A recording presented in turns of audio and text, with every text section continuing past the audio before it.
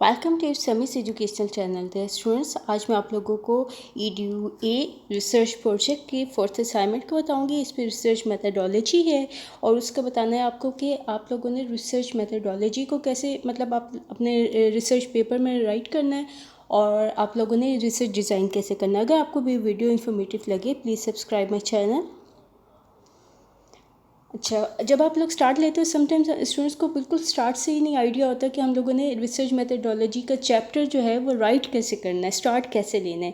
तो इसमें मैंने एक छोटा सा पैराग्राफ मेंशन किया है जिससे आप लोग जैसे ही स्टार्ट लोगे अपनी असाइनमेंट मेंशन करोगे, उसमें आप लोगों ने जो करोगे तो आहिस्ता आहिस्ता आपके जो माइंड में आइडियाज़ आते रहेंगे कि आप लोगों ने आगे कैसे चलना है, कैसे राइट करना है, कैसे आगे सब हेडिंग्स जो हैं चैप्टर में उनको कैसे लिखना है। ठीक है, अब जैसे ये है कि the chapter include the research methodology and the different techniques. ठीक है, अब इसमें स्टार्ट दे दिया आपने इंट्रोडक्शन में, उसके बाद आप लोगों ने वो सारी हेडिंग्स जो सब हेडिंग्स मेंशन है कि आप लोगों ने इसमें sample size, sampling technique, population और बाकी चीज़ें लिखनी है, वो थोड़ा सा आपने पैराग्राफ में दे देना है। ठीक है, ये बात आपको समझ आ गई। नेक्स्ट हम लोगों ने जो चैप्टर में मैं बताऊंगी वो आप लोगों को मेथडोलॉजी का बताऊंगी, डिज़ाइन का 1 बाय 1 डिस्कस करेंगे जो आगे सब हेडिंग से आप लोगों की। इसमें जो मेथडोलॉजी की हेडिंग है वो बाय मिस्टेक एक रिसर्च मेथडोलॉजी का चैप्टर का नेम मेन टाइटल है। ठीक है, तो बाय मिस्टेक वो सब हेडिंग में मेथडोलॉजी राइट होगी है। रियल में वो जो रिसर्च मेथड होगा आपका उसमें ये सारा डिस्कस हो जाना है। ठीक है, ये आप लोगों के पास हेडिंग्स है जिनको 1 बाय 1 हम लोग डिस्कस करते हैं। स्टार्ट लेते हैं मेथडोलॉजी, यानी आप लोगों ने जैसे ही चैप्टर 4 रिसर्च मेथडोलॉजी मेंशन करना है उसमें थोड़ा सा इंट्रोडक्शन देना है और साथ ये बताना है कि रिसर्च मेथडोलॉजी होती क्या है। ठीक है, अब ये यानी अब जैसे मैंने ये थोड़ा सा मेंशन किया है कि आपको डायरेक्शन प्रोवाइड करेगी कि आप लोगों ने करना क्या है, आप लोगों के रिसर्च में क्या आपने आइडेंटिफाई करना है, क्या आप लोगों ने प्रोसेसेस फॉलो करने हैं, क्या एनालिसिस करना है, ये नेक्स्ट मतलब कि ये चीज़ें आनी है। ठीक है, इसके बाद यानी जो मैंने ब्रैकेट में डाला try to explain what you will do in this chapter, तो उस पैराग्राफ में स्टार्ट के पैराग्राफ में आप लोगों ने ये मेंशन करना है। सेकेंड हेडिंग की तरफ चलते हैं, डिज़ाइन। ठीक है, रिसर्च डिज़ाइन। अब रिसर्च डिज़ाइन क्या होता है कि is a guideline which provide direction to together and analyse the data. ये टुगेदर एक वर्ड है, यानी कि आप लोग कलेक्ट करते हो डाटा को और आप लोग उसको एनालाइज करते हो, तो ये सारे प्रोसेस के लिए वो आप लोगों को हेल्प आउट करता है, ये गाइडलाइन प्रोवाइड करता है। अब इसमें जैसे मैंने नीचे मेंशन किया पर्पल कलर की फॉन्ट में, the current study is descriptive. अब इसमें आप लोग तीनों देख सकते हैं, डिस्क्रिप्टिव है आपकी, एक्सप्लोरेटरी है या एक्सप्लेनेटरी है। डिस्क्रिप्टिव आपको पता है कि ज़्यादा स्टैटिस्टिक्स और फिगर्स और उनको आप लोगों ने लिया था, जैसे ये बैंक्स वगैरह का फाइनेंशियल एनालिसिस वगैरह आप लोग करते हो या बाकी करते हो तो वो डिस्क्रिप्टिव आ जाता है।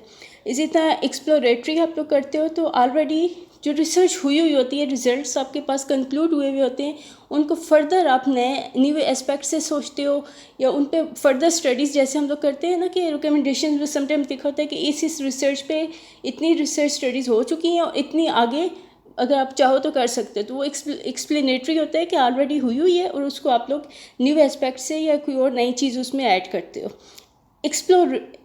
एक्सप्लेनेटरी में एक्सप्लोरेटरी जो एक्सप्लोर करना वाली होती है एक्सप्लोरेटरी, उसमें आप लोग ये करते हो कि बिल्कुल न्यू स्टार्ट से लेना है आपने। ठीक है, एक्सप्लेनेटरी में तो आपने कर दी कि एग्जिस्टिंग हुई हुई है, एक तरह से नेक्स्ट सर्च करोगे ऑन द बेसिस ऑफ ये एग्जिस्टिंग रिजल्ट्स।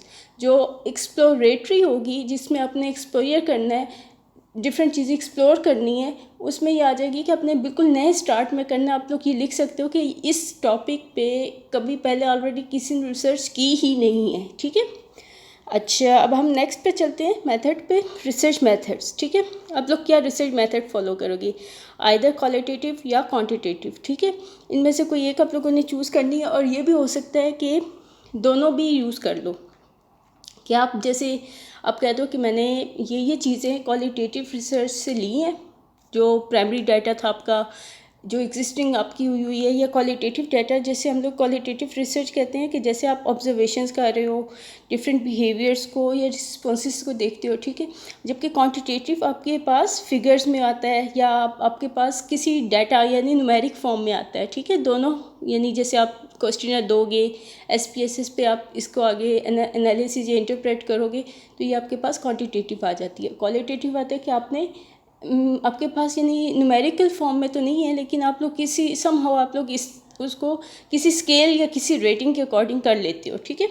नेक्स्ट आपके पास पॉपुलेशन में अब जैसे यहाँ पे मैंने किया हुआ है कि आपके जितने भी प्राइवेट स्कूल्स हैं कवर कर रहे हैं, आपके एरिया के, आपकी सिटी के, आपके टाउन के, कुछ भी हो सकता है कि आपने स्कूल्स नहीं करना तो आप ऑर्गेनाइजेशंस पे देख सकते हो, ठीक है, कि हमने इस चीज़ यानी इतने 10 स्कूल्स को लिया है या 20 स्कूल्स को लिया है, पॉपुलेशन यानी हमारी ये है, या हमारी मतलब डिफरेंट, यानी कि जो भी आप लोग लोगे ओवरऑल आप किस जगह पे जाके रिसर्च कर सकते हो, ठीक है। यानी आपने सैंपल जहाँ से भी कलेक्ट करने हैं, लेकिन आपके जो ओवरऑल एरिया आप एक डिफाइन कर देते हो बाउंड्री कि हमने इस बाउंड्री के अंदर रहते हुए रिसर्च करनी है, ठीक है। जैसे कंट्रीज़ पे होता है, ग्लोबल भी हो सकता है। आप कहते हो साउथ एशियन रीजन जो है उसके हम लोगों ने इतने कंट्रीज़ चूज़ किए हैं या इतने उनमें से सिर्फ कैपिटल्स, मतलब इस तरह का हो सकता है, ठीक है। सैम्पलिंग टेक्निक जो आप लोग यूज़ करोगे उसमें आ जाती है प्रोबेबिलिटी या नॉन प्रोबेबिलिटी टेक्निक। अब ये STA 630 में थी, प्रोबेबिलिटी और नॉन प्रोबेबिलिटी में मतलब डिफरेंट बहुत ज़्यादा डिफाइन हुई थी, ठीक है। जिसे रैंडम सैम्पलिंग थी या बाकी और भी थे। अब इसमें मैंने ये जो पर्पल कलर में है ये मेंशन किया है कि आपने कन्वेंस सैम्पलिंग टेक्निक जो है, ठीक है, यानी आप लोग कन्वीनियंट किस में हो, ठीक है, आपने उसमें आप लोग इजीली जिससे कनेक्ट, अब यानी कि समझ लो कि आपके नेबर में कोई टीचर है या आपके मतलब आगे पीछे रिलेटिव्स में कोई टीचर है या स्टूडेंट है या जिसको आप लोगों ने, जो आपका सैंपल है, ठीक है, आप लोग उससे डाटा कलेक्ट कर सकते हो, वो कहाँ से कर सकते हो, ठीक है। इसी तरह जैसे अब साथ ही आप ये मेंशन कर दो, आप जो भी अडॉप्ट करोगे उसके साथ ही आप ये मेंशन कर दो कि ये प्रोबेबिलिटी टेक्निक है या नॉन प्रोबेबिलिटी टेक्निक है, ठीक है।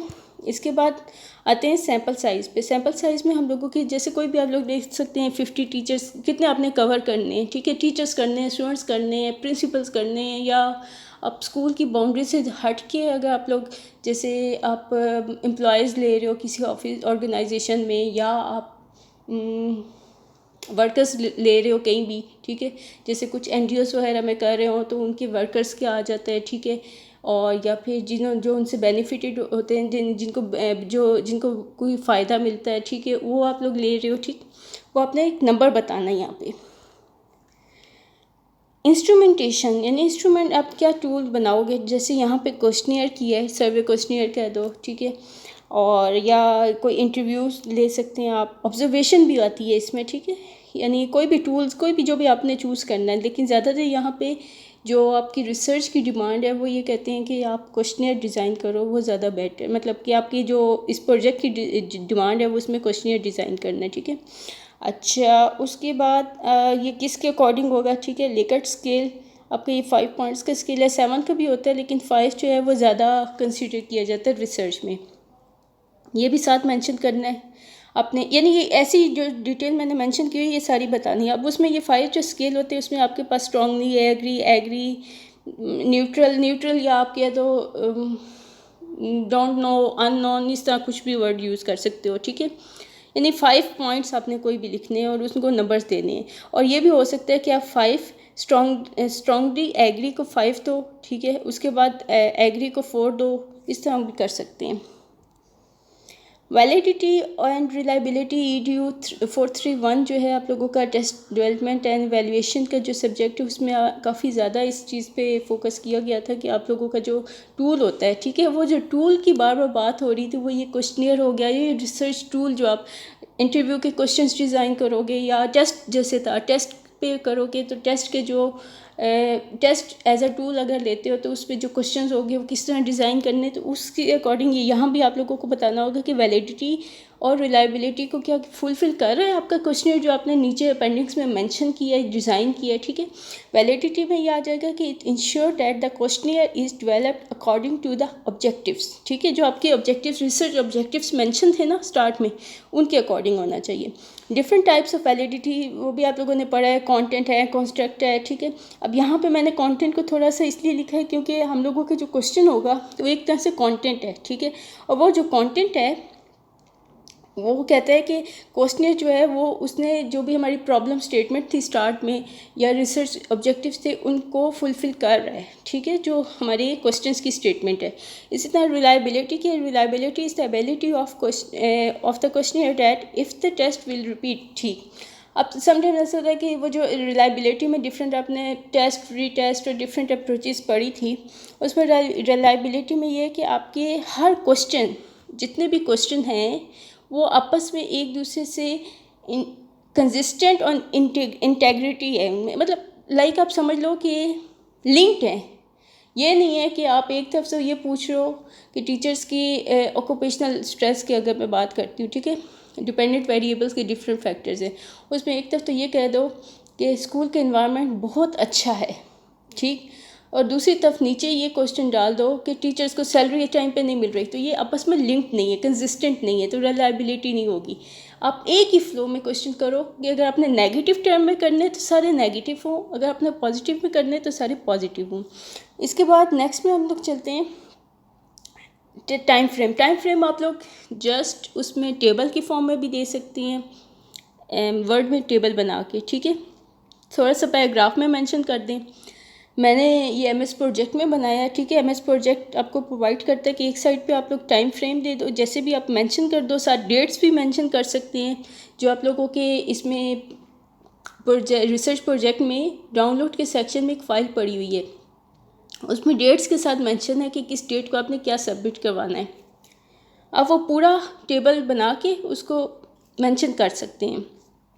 ये गैंट चार्ट भी मैंने साथ मेंशन किए, डिपेंड करता है, यानी कि आप लोगों की मेन रिक्वायरमेंट ये है कि आपने डेट्स बताने हैं और साथ ये इसका टास्क का नेम बताना है। अच्छा, अपेंडिक्स में थोड़ा सा मैं आप लोगों को गाइडलाइन दे देती हूँ अपेंडिक्स की। इसमें यह है कि अगर आप लोग ऐसा क्वेश्चन डिज़ाइन करते हो जिसका सिर्फ जस्ट वन पॉसिबल आंसर होना चाहिए, तो आप रेडियो बटन, जो हम लोगों की प्रोग्रामिंग लैंग्वेज में यूज़ होता है रेडियो बटन, वरना जस्ट वन सर्कल, जैसे आप वन यानी एक पे वो टिक करे जो भी आंसर देगा आपका। अगर आप चाहते हो कि मल्टीपल आंसर्स होते हैं ना जैसे क्वेश्चंस में, उसमें आप ये नीचे चेक बॉक्सेस का साइन बना हुआ है वो यूज़ कर सकते हैं। अच्छा, ये जो है ना क्वेश्चन डिज़ाइन करते हुए आप